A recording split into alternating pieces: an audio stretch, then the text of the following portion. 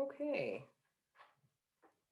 thanks for being here today. So I want to talk about parasites in a slightly different way than I think a lot of people do, which is to think about them not in the way that we're used to thinking about them. I mean, we tend to think of parasites in this very combative way, and probably the last year or so has been one of the most perfect examples of this. And I just pulled some headlines and article titles from about COVID from online, in which we talk about invisible enemies. We talk about how evolution made COVID-19 our perfect enemy.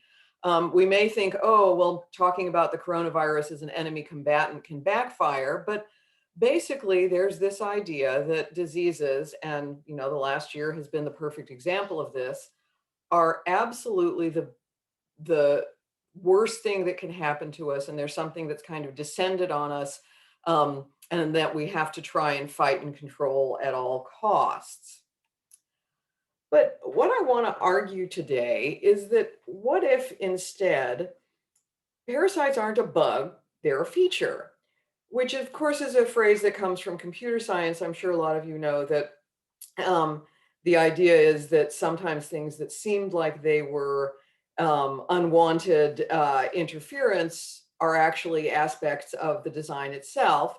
Um, and in an article in Wired talking about computers and their similarity to evolution, somebody said, what is evolution but a process by which glitches in genetic code come to be revealed as prized biological functions?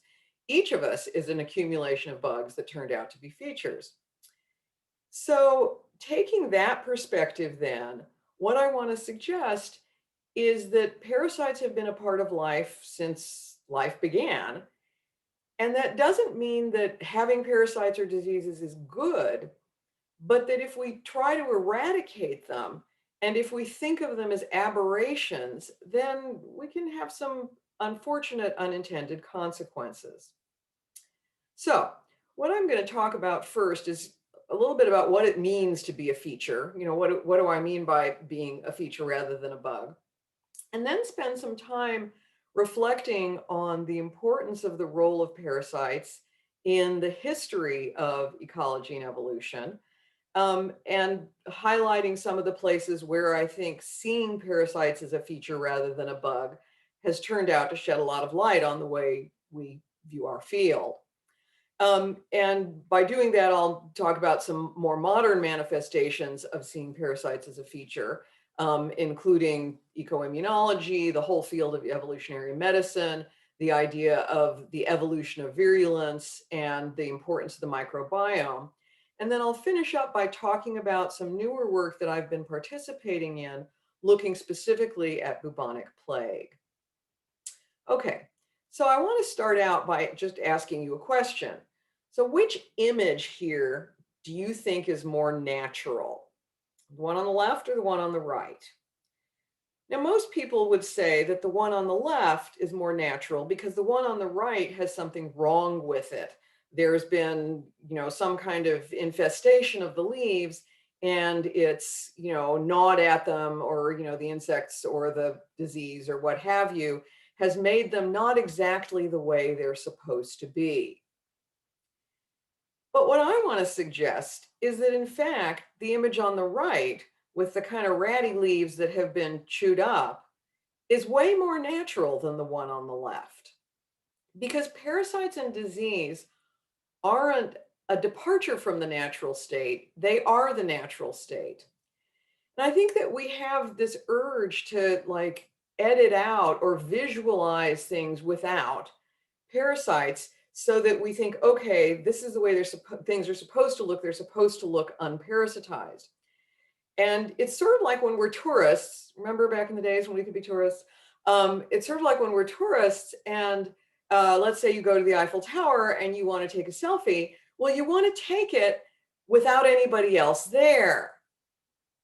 But that's really not very natural, because that's not what life is like.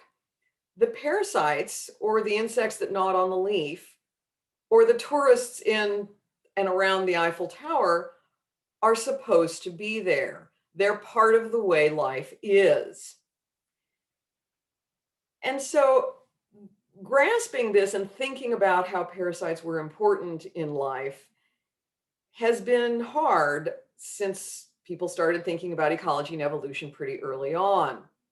And one of the earliest scientists to talk about the role of parasites in ecology, of course, was Charles Elton, who, as you probably know, was one of the people who, in the beginning of the 20th century, helped to make ecology a real quantitative science rather than just a descriptive one.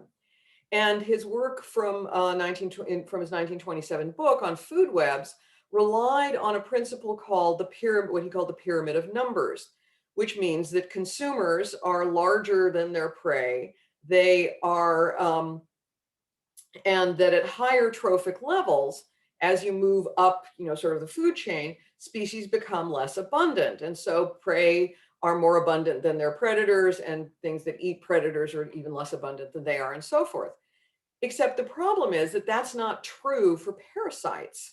They don't become less abundant as you go up the food chain. And a paper from 2017 by Johnson and Hurd quoted Elton and said, it's best to treat parasites as being essentially the same as carnivores, which, thereby recognizing parasitism as a fundamental ecological interaction. Yet, almost a century later, the role of parasites in the ecological theater remains understudied and undervalued when compared to their free-living counterparts. And that kept on being true even as both ecology and evolutionary biology were developed and became much more sophisticated through the whole first half of the 20th century. And there certainly were some exceptions. J.B.S. Haldane, the famous evolutionary geneticist, wrote a lot about the evolution of disease and laid a lot of the foundations for the way we think about it. He talked about the genetic interactions between host and parasite and pointed out that they were different from the genetic interactions between predator and prey, saying in this famous quote that it's much easier for a mouse to get a set of genes which enable it to resist, say, bacteria, than a set of genes which enables it to resist cats. And so he was a big proponent of the importance of studying the evolution of parasites. But really, the role of parasites and the consideration of how central they were to ecology, evolution, and behavior was set aside. So Haldane was kind of an exception. Finally, I would argue about the 1970s, there started being some consideration that parasites were essential in understanding population regulation. And a set of papers by Roy Anderson and Bob May from 1979 that I'm sure you all know of showed how very showed some simple models that could explain how parasites alone can regulate populations.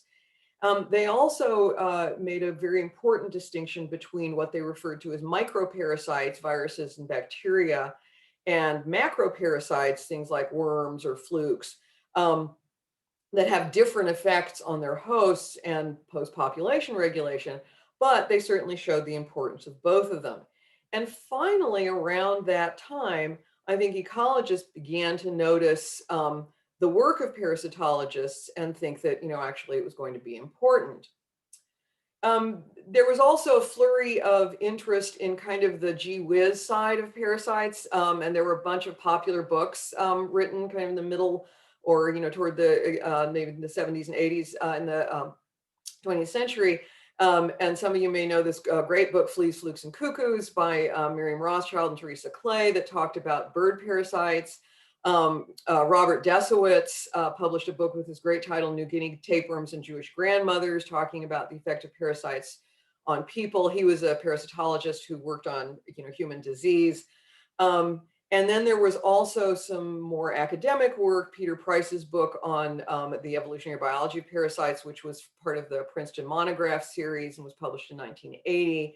And I think an extremely influential paper about parasite manipulation of host behavior by Bethel and Holmes in 1976. So there did start to be this recognition that, maybe ecology and evolution had been kind of forgetting something. And so now what I want to do is just give a couple of examples of, once that recognition took hold, a couple of examples from some work that's closer to stuff that I do and I'm interested in, that pointed out how parasites could influence very important aspects of ecology and evolution. And one of the primary ones of these was the importance of parasites in the evolution of sex itself. And I probably don't have to tell this audience that the idea of the puzzle of the evolution of sex has been around for a long, long time. Because, of course, if you think about it, half of any individual's genes are lost through meiosis and the subsequent formation of a zygote, which means that an asexual individual who just undergoes parthenogenesis should produce more copies of its genes and hence be favored by selection than a sexual individual, all else being equal. So the question then arises, why is sex so ubiquitous? Or, as Bill Hamilton, my former advisor and of course a primary evolutionary biologist from the 20th century, put it, why then is sex so ubiquitous, and why all this silly rigmarole of sex, why this gavotte of chromosomes, why all these useless males, this striving and wasteful bloodshed, these grotesque horns, colors, and why in the end novels about love? And that quote's from a book review that he wrote in 1975. So, the basic idea is, why is there sexual reproduction? And he and several other people suggested that, okay, you need to have some kind, in order to favor losing half your genes every generation, selection needs to favor some kind of shuffling of genotypes between generations. So what kind of selection is going to do that? It has to be a selection that fluctuates, or else asexual reproduction is still going to win out. And that fluctuating selection has to be fluctuating in either space, so there's different selective pressures in different places, or in time, so that selection is different for different generations. And parasites turn out to be ideally suited to provide that kind of fluctuating selection, because parasites are always evolving new means of attack when their hosts evolve defenses against them. And so the reason this is often referred to as the Red Queen hypothesis is it's from, of course, Lewis Carroll, Alice in Wonderland, saying that the Red Queen says it takes all the running you can do to stay in the same place. And so the idea is that sexual reproduction enables hosts to stay ahead of their parasites, or at least to keep up with them. And so lots of people have been testing this idea. Kurt Lively at Indiana University, I think, and his colleagues have provided some of the most exciting and interesting ways to look at the role of parasites in favoring sexual reproduction. He's been working for many years now on snails in New Zealand, in which there's populations that are both asexual and sexual. And his work, which I don't have time to talk about now, shows that there's frequency-dependent selection by parasites that appears to lead to the persistence of these sexual forms despite the disadvantages of sexual reproduction. And some stuff that I did when I was a graduate student under Bill's tutelage when he was my advisor, also thought about parasites in a way that people hadn't before, namely that they might be able to explain the Leck paradox and aspects of the evolution of sexual ornamentation. Now, the basic principle here is that lots of secondary sexual characteristics are very elaborate and very costly. And the most elaborate ones are in species where males don't give anything to their offspring besides sperm, which are often, when that often occurs in Lex. And in that case, females are choosing only one or a few of the males. But why would they bother? Because they're not getting anything from their mates. Okay, well, the idea is that maybe females are choosing good genes, something that makes a male better than other males. But in principle, that should mean that eventually you'd erode all of the heritable variation in fitness. And yet females are still choosing particular males, hence the paradox. Well, what Bill and then, I started helping suggested is, what if those good genes are genes in particular for resistance to parasites. And in that case, females are evaluating males on the basis of their resistance. So the ornaments are condition dependent, and the genes that indicate their resistance can fluctuate over time, but females can still use those ornaments um, consistently to choose the best mate. And we predicted both that more ornamented species, if you compare across species, should have more parasites, and that females would prefer more ornamented males who themselves should have fewer parasites. And so there's been a lot of work on that. But my point here is that this was all generated by this idea that parasites are fundamental to sexual selection. In other words, they're a feature, not a bug. So what else does it mean then if parasites are going to be considered a feature and not a bug? Well, I argue that the whole field of ecoimmunology came about because we started thinking about the role of defense against disease as being part of what organisms do in ecology and evolution.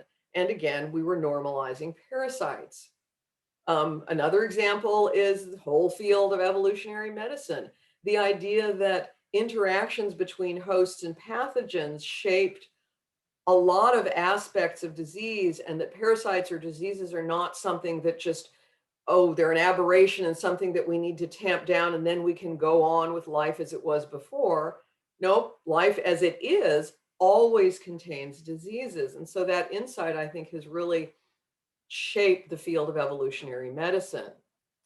Another example is the considerations of the evolution of virulence. The conventional wisdom used to be that all pathogens would eventually become more benign. But in fact, there's been recognition that depending on the kind of transmission of the pathogen, some pathogens may in fact remain quite virulent. And then finally, the importance of the microbiome, I think, has come about largely by thinking, oh, maybe all of these organisms that are living in, on, and around us are important because they're not something that's just come in on the side or come in as an aberration. They've been part of our lives since the very beginning. Okay, so like I said, I wanted to finish up kind of with an example of some work that I've been doing that's mostly been led by some of my colleagues that's worked on one of the diseases that has been potentially the most horrific over the last many centuries, and that's bubonic plague. And this is part of an interdisciplinary and international collaboration with Norwegian scientists, most notably Boris Schmid and Nils Christian Stenseth at the University of Oslo, Susan Jones, who's in the History of Science, Technology, and Medicine program at the University of Minnesota, and some Kazakh scientists that we've been collaborating with. And so, when you think about plague, it's, kind of this standard story. There's the rats and the ships and people dying and, skeletons in the street and the people with the weird hats. And I feel like the narrative about this disease has become kind of canalized in the way the public thinks about it. And so you just talk about a plague and people immediately think about, well, bubonic panic as the title here suggests. And, plague is included in a book of horror stories. And, saying that something has plague is pretty much as bad as something can be.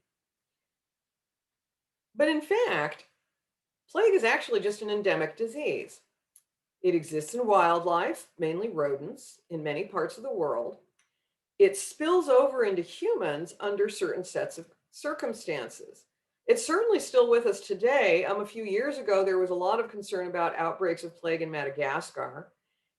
People have been trying to eradicate plague for centuries, but to no avail. And so what our project did was focus on efforts to deal with plague in Central Asia during the time of the now former Soviet Union. And I think these efforts to control plague have been very instructive in the way we think about the disease as being, like I said, not a bug, but a feature. So the area that we were considering is kind of this necklace across uh, Eurasia, focusing on the former Silk Route. And what our work revealed is that there were several endemic foci of bubonic plague in a vast variety of rodents. There were 188 species of wild rodents for which we could find information about them harboring plague in this broad area. And that broad area was all under the control of, like I said, the former Soviet Union. And what they wanted to do was deal with plague so that they could manage the areas and control the parts that people were in. And to do that, any plague outbreak was was monitored, but it was also considered a state secret. And the Politburo set goals for the control of the disease. What this meant was that officials felt like they couldn't admit to there being human cases of plague because it made them look like they were incompetent. And therefore, there were basically incentives not to report accurately. But information about those efforts is now becoming available because basically a lot of the scientists that participated are growing old. They're realizing they're not going to get penalized as much, and their stories are being written before they die. So some of the work that Susan and her colleagues are doing is documenting this in Russia. So the basic idea that they had was that initially was that they were just going to eradicate the disease, and they were going to do it by killing every single wild burrowing rodent on over 8,000 square kilometers of territory. They were going to kill all of those rodents, parasites, their fleas, using DDT, and they were going to get rid of all the vegetation in what they referred to as sanitation of the land. And you can see that they were scattering baits in this photo here from an aircraft in the former Soviet Union. What they were doing was what they referred to as total liquidation, where they wanted to make the so-called virgin lands, i.e. the lands where the rodents and other natural ecosystems occurred, productive by destroying the steppe ecosystems. And actually this ended up increasing the likelihood of plague because the rodents were still there and they started concentrating in places where food was still available, which ended up being places where there were people, and ended up being places where the people were sort of concentrated because they were forced onto these giant farms in an effort to make the land productive. And that just put them more in contact with the rodents and made them more likely to get to the disease. The Aral Sea was drained to irrigate these giant farms. And the whole effort, massive and amazing though it was an absolute abject failure. The Aral Sea is now continuing to dry up. The water is toxic. You see kind of a before and after shot with the disappearing Aral Sea. And plague persisted because within 5 to 20 years, depending on where you were looking at, the surveys found that there were burrows that had rodents that had fleas, and the fleas had Yersinia pestis, the bacteria that causes plague. So today, past this era, what people are doing is aiming not for eradication, but for control. They are checking the wild rodents and fleas for bacteria. They are mapping how plague spreads among the wild rodents and the fleas. They're educating people. They are not trying to eradicate the disease. Instead, they're controlling rats in the villages, but not in the steppe. And if a person gets sick, they will ring vaccinate, but they don't mass vaccinate. There's a variety of reasons why that's not likely to be effective. And so the moral of the story here is that plague is it's really probably never going to be eradicated because it persists in so many species of wild rodents across a huge area in these ancient ecosystems that are very complex. And it resists even these devastating ecosystem interventions that have been tried. What that means is that some of the more modern emphasis on gene drives and these very highly sophisticated technological solutions is probably not going to work. And that's because, in other words, plague in the ecosystem is a feature, it's not a bug. So hopefully I've convinced you that parasites, while they may not be something we always want, they're something we're always going to have. And my views on this work have been, or on this idea, have been heavily influenced, first of all, by W.D. Hamilton, who, like I said, was my PhD advisor and who died a little over 20 years ago and is missed sorely. My colleagues in the plague work listed here, and a lot of other people who have just affected the way I've thought about uh, diseases and parasites, including Robert Poulin, Janice Moore. Skylar is the pen name for someone who runs a wonderful website called parasiteecology.com, in case some of you don't know about it, and various other people. And of course, I'd like to thank all of you as well.